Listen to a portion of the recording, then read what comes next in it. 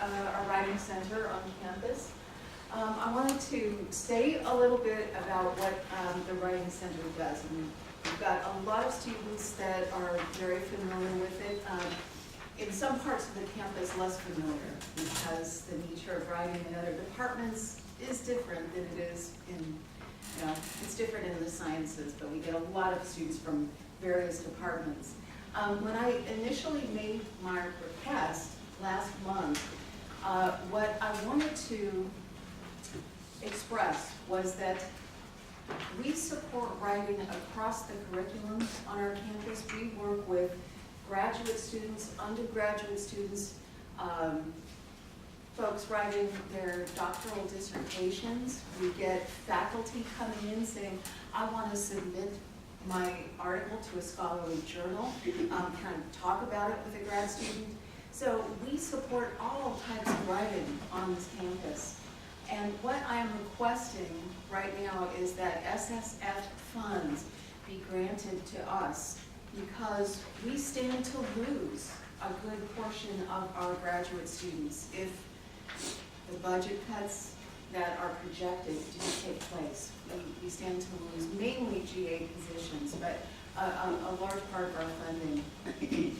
So I wanted to kind of break down my request. We're asking for $80,000 for 4 Gantt positions per semester over the next year, and 1 additional Gantt position because we have lots of growth in the online writing lab. And we would like to have a graduate student who is just working on those online submissions. As you know, we have growing enrollment on our campus. We have extended locations. We have a lot of online classes. And so the demand for the Writing Center has dramatically increased over the last few years that I've been Writing Center director.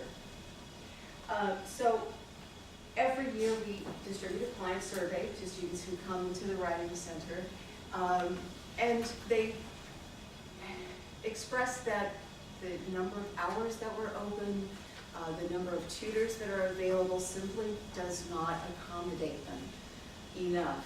So this is one comment that we get across the board every year that we do our survey. So it's important to really maintain a strong, well-staffed writing center.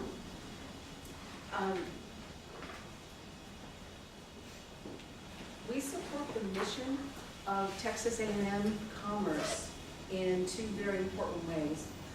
One of them is that we have, well, I've got the text of the mission statement right here.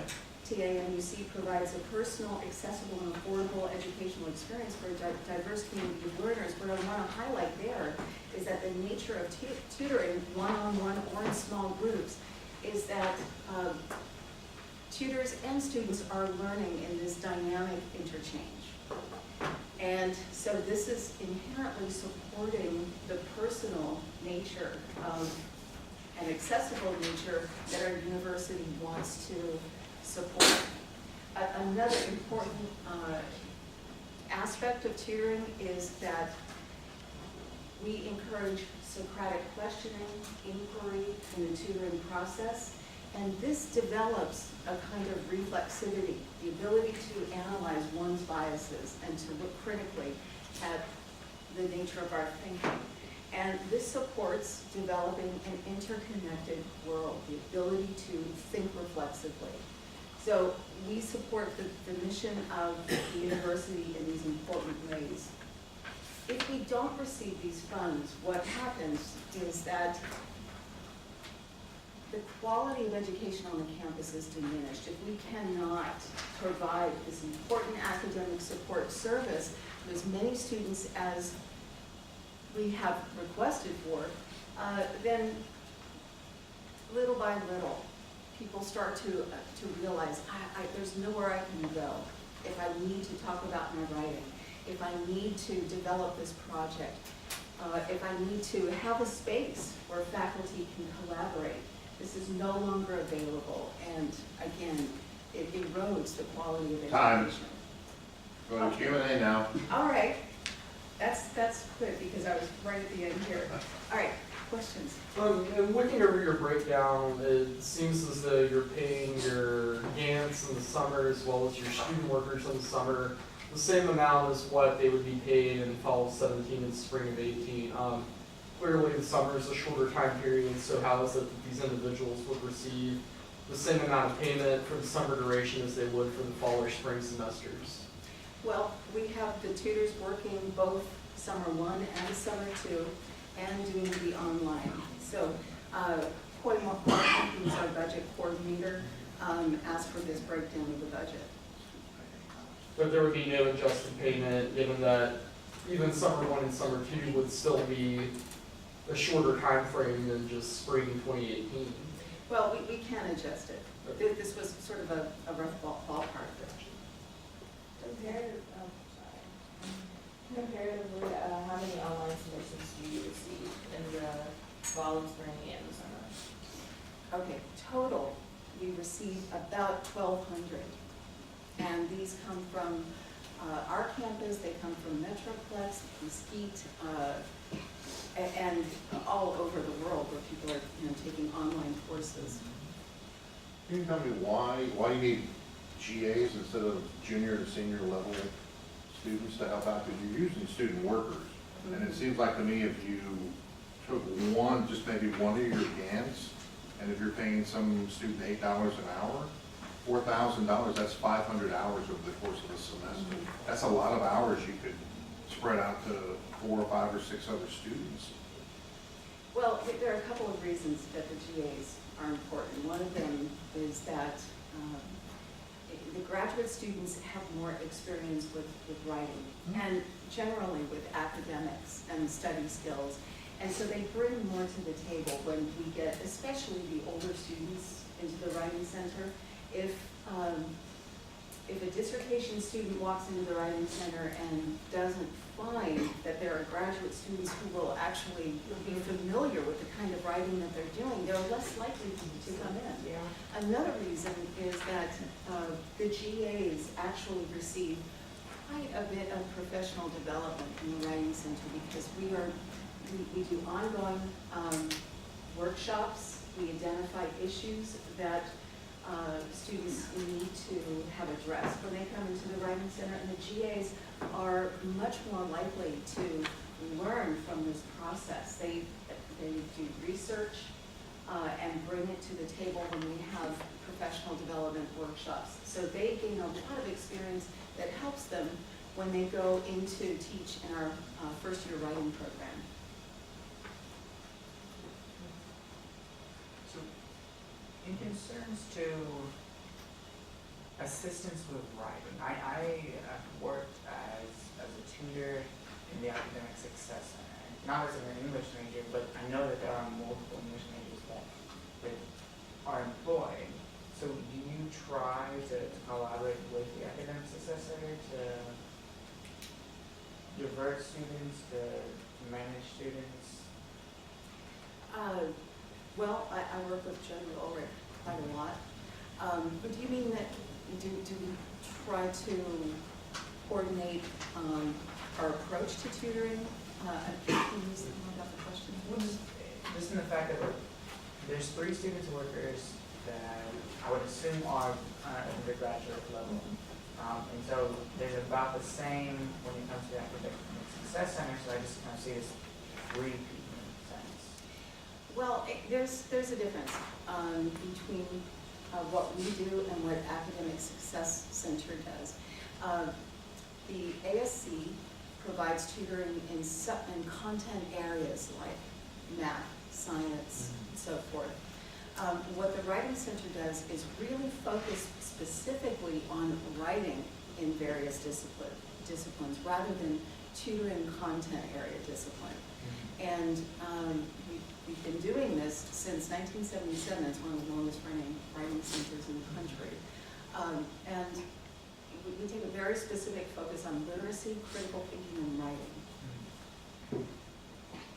What kind of, I don't know if safeguards is the right word, but I guess I'll use that. Safeguards you have built in to ensure that those working at the Writing Center really are multiple disciplinary.